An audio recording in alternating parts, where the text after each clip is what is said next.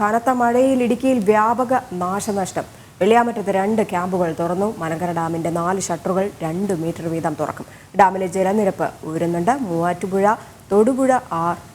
തൊടുപുഴ ആറുകളുടെ തീരത്തുള്ളവർക്ക് ജാഗ്രതാ നിർദ്ദേശവും നൽകി. സുബിൻ തോമസ് ചേരുന്നുണ്ട്. സുബിൻ, ഇന്നലെ മുതൽ തുടങ്ങിയതാണ് ഇടുക്കിയിൽ ദുരിതപ്പെയ്ത്ത്. ഇപ്പോൾ വലിയ നാശനഷ്ടങ്ങൾ സംഭവിച്ചു എന്ന് പറയുന്നു. ഇപ്പോൾ ക്യാമ്പുകളടക്കം തുറന്നിട്ടുണ്ട് എന്ന വാർത്തകൾ വരുന്നു. എന്താണ് ഇപ്പോൾ നിലവിൽ ഇടുക്കിയിലെ മഴയുടെ ഒരു സ്ഥിതി?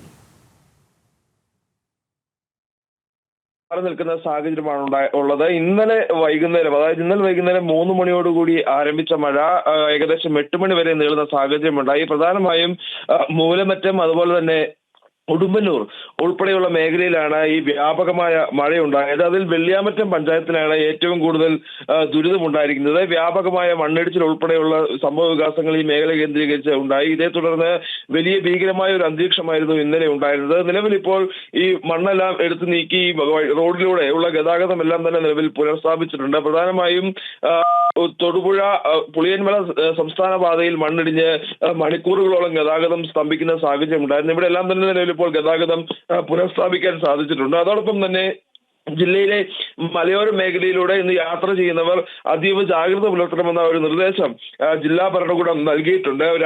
പകൽ ഇന്നലെ ഉണ്ടായ മഴയിൽ ഇന്നും ഈ വലിയ മൺമരങ്ങൾ ഒടിഞ്ഞു വീഴാനുള്ള സാധ്യതയുണ്ട്. മലപ്രദേശങ്ങളിൽ വീഴാനുള്ള സാധ്യതയുണ്ട്. അതുകൊണ്ട് അതീവ ജാഗ്രത പുലർത്തണമെന്ന ഒരു നിർദ്ദേശം ജില്ലാ ഭരണകൂടം മുമ്പോട്ട് വച്ചിട്ടുണ്ട്. കൂടാതെ 2 ക്യാമ്പുകൾ നിലവിൽ ഈ വെള്ളിയാമറ്റം വില്ലേജിൽ തുറന്നിട്ടുണ്ട്. ഒന്ന് saint Joseph LP school Pannimattom, അതുപോലെ തന്നെ വെള്ളിയാമറ്റം ഗവൺമെന്റ് സ്കൂൾ എന്നിവിടങ്ങളിലാണ് 2 ക്യാമ്പുകൾ തുറന്നിട്ടുള്ളത്. ഇവിടെ ഈ സെന്റ് ജോസഫ് LP സ്കൂളിൽ 4 കുടുംബങ്ങളും, അതുപോലെ തന്നെ വെള്ളിയാമറ്റം ക്യാമ്പിൽ 3 കുടുംബങ്ങളുമാണ് ഉള്ളത്.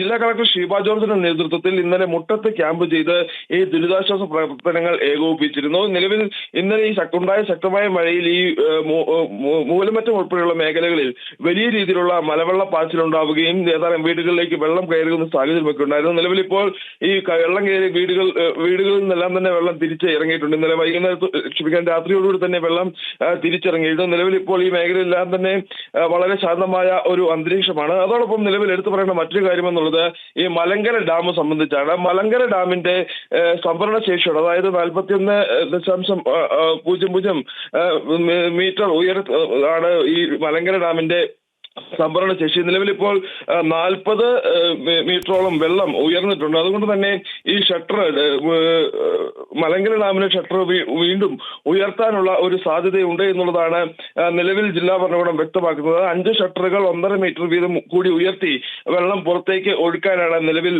തീരുമാനിച്ചിട്ടുള്ളത്. ഈ സംഭരണ ശേഷി അടുക്കുന്ന സാഹചര്യം ഉള്ളത് കൊണ്ടാണ് ഇത്തരത്തിൽ ഒരു വെള്ളം നിയന്ത്രിക്കുക എന്ന ലക്ഷ്യത്തോടു കൂടിയാണ് ഈ വെള്ളം തുറന്നു വിടുന്നത്. അതുകൊണ്ട് തന്നെ തൊടുപുഴ, മൂവാറ്റുപുഴ നദീതീരങ്ങളിൽ താമസിക്കുന്ന അതീവ ജാഗ്രത പുലർത്തണമെന്ന ഒരു നിർദ്ദേശവും ജില്ലാ ഭരണകൂടം നൽകിയിട്ടുണ്ട്. നിലവിൽ ഇടുക്കി ജില്ലയുടെ എല്ലാ മേഖലകളിൽ നിന്നും മഴ മാറി നിൽക്കുന്ന സാഹചര്യമാണുള്ളത്.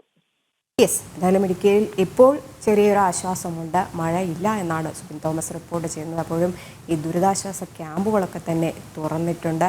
പ്രത്യേകിച്ച് ഇടുക്കിയെ സംബന്ധിച്ചിടത്തോളം ഒരു മലയോര മേഖലയാണ്. അപ്പോൾ ഈ തേയിലത്തോട്ടത്തിൽ ജോലി ചെയ്യുന്നവർ, അല്ലെങ്കിൽ ഇലയങ്ങളിലൊക്കെ തന്നെ താമസിക്കുന്നവർ, തീരപ്രദേശത്ത് ശ്രമിക്കണം. ഈ മലയോര മേഖലകളിലുള്ളവരൊക്കെ തന്നെ ജാഗ്രത പാലിക്കണം.